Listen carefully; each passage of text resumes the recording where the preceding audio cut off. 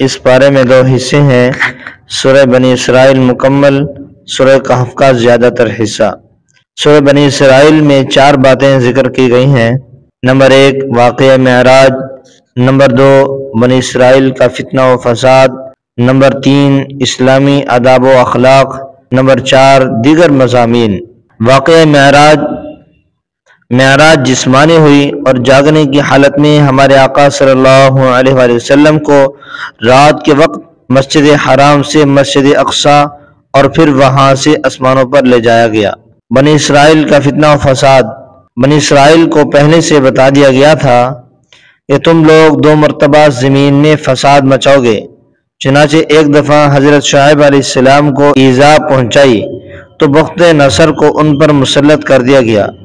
دوسری بار حضرت زکریا اور حضرت یحییٰ علیہ السلام کو شہید کر دیا تو بابل کا بادشاہ ان پر مسلط ہو گیا۔ اسلامی آداب و اخلاق، اللہ کے سوا کسی کی عبادت نہ کرو، والدین کے ساتھ بھلائی کرتے رہو، رشتہ داروں، مسکینوں اور مسافروں کو ان کا حق دو، مال کو فضول خرچی میں نہ اڑاؤ، نہ بخل کرو، نہ ہاتھ اتنا کشادہ رکھو کہ کل کو پچھتانا پڑے، اپنی اولاد کو مفلسی کے ڈر سے قتل نہ کرو، کسی جاندار کو ناحق قتل نہ کرو، یتیم کے مال میں ناجائز تصرف نہ کرو، وعدہ کرو تو اسے پورا کرو، ناپ تول پورا کیا کرو، جس چیز کے بارے میں تحقیق نہ ہو اس کے پیچھے نہ پڑو، زمین پر اکڑ کر نہ چلو، اللہ کے ساتھ کسی کو شریک نہ کرو۔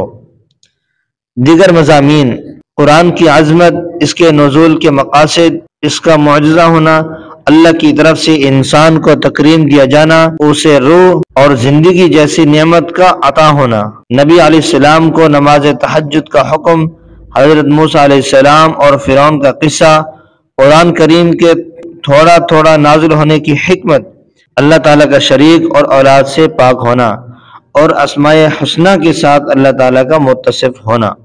سورہ کہف کے ابتدائی حصے میں 2 باتیں ہیں۔ نمبر 1 2 قصے، نمبر 2 مثالیں۔ 2 قصے، پہلا قصہ اصحاب کہف کا ہے۔ یہ وہ چند صاحب ایمان نوجوان تھے جنہیں دقیانوس نامی بادشاہ بت پرستی پر مجبور کرتا تھا۔ وہ ہر ایسے شخص کو قتل کر دیتا تھا جو اس کی شرکیہ دعوت کو قبول نہیں کرتا تھا۔ ان نوجوانوں کو ایک طرف مال و دولت کے انبار، اونچے عہدوں پر تقرر اور معیار زندگی کی بلندی جیسی ترغیبات دی گئیں، اور دوسری طرف ڈرایا دھمکایا گیا اور جان سے مار دینے کی دھمکیاں دی گئیں۔ ان نوجوانوں نے ایمان کی حفاظت کو ہر چیز پر مقدم جانا اور اسے بچانے کی خاطر نکل کھڑے ہوئے۔ چلتے چلتے شہر سے بہت دور ایک پہاڑ کے غار تک پہنچ گئے۔ راستے میں ایک کتا بھی ان کے ساتھ شامل ہو گیا۔ انہوں نے اس غار میں پناہ لینے کا ارادہ کیا۔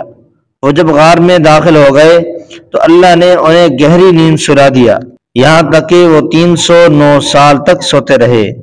جب نیند سے بیدار ہوئے تو کھانے کی فکر ہوئی۔ ان میں سے ایک کھانا خریدنے کے لیے شہر آیا، وہاں اسے پہچان لیا گیا۔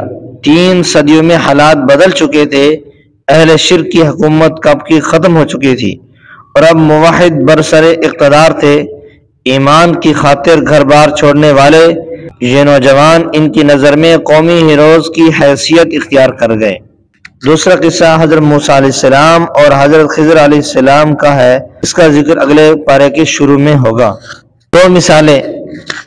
پہلی مثال، 2 شخص تھے، ایک کے باغات تھے اور دوسرا غریب تھا۔ باغات والا اکڑتا تھا، غریب نے کہا اکڑ نہیں، ماشاءاللہ کہا کرو۔